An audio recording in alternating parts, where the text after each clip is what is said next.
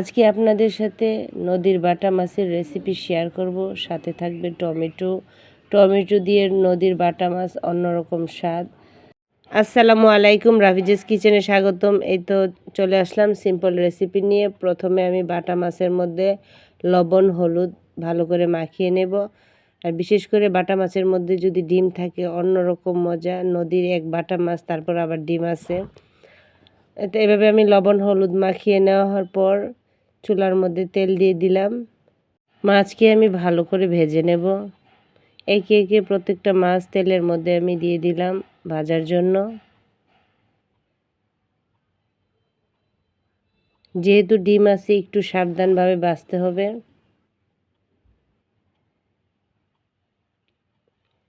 এক পাশ ভাজা হয়ে গেলে আমি আরেক পাশ উল্টে পাল্টে নেব, যাতে অপর পাশও ভাজা সুন্দর করে হয়ে যায়।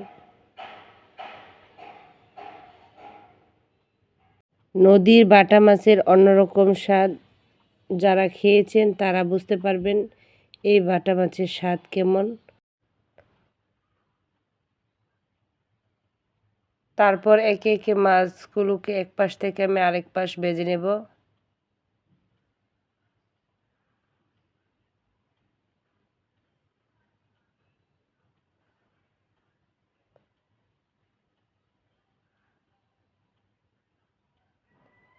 মাছ ভাজা হয়ে গেছে, মাছ উঠিয়ে নেব।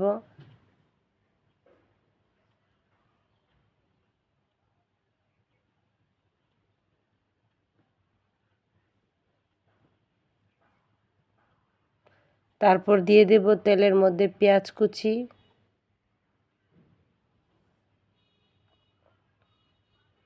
পেঁয়াজ কুচিটাকে ভাজা ভাজা করে নেব।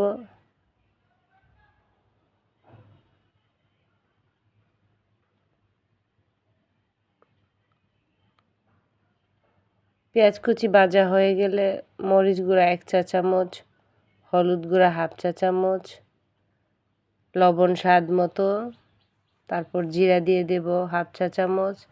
সামান্য পানি দিয়ে মশলাটাকে ভালো করে কষিয়ে নেব।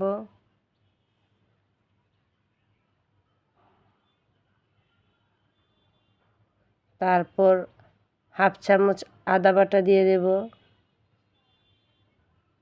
নদীর বাটা মাছে বেশি করে মশলা না দিলেও অনেক টেস্ট হয়, সেই জন্য একদম সিম্পল মশলা আমি ইউজ করেছি। তারপর মশলা কষানো হয়ে গেলে 1/2 কাপ জুলের পানি দিয়ে দেব।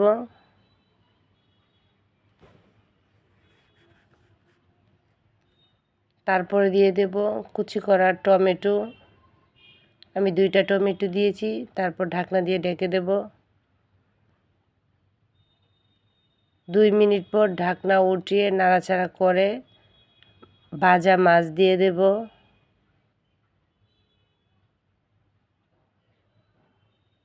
এভাবে টমেটোর মধ্যে মাছগুলো দিয়ে আবার নাড়াচাড়া করে নেব।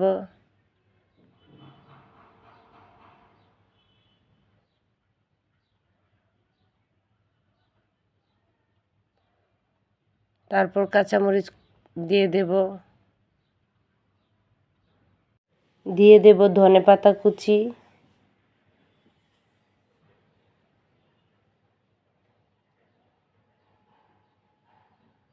দিয়ে নাড়াচাড়া করে ধনেপাতাটাকে মিশিয়ে নেব টমেটো মাছের সাথে।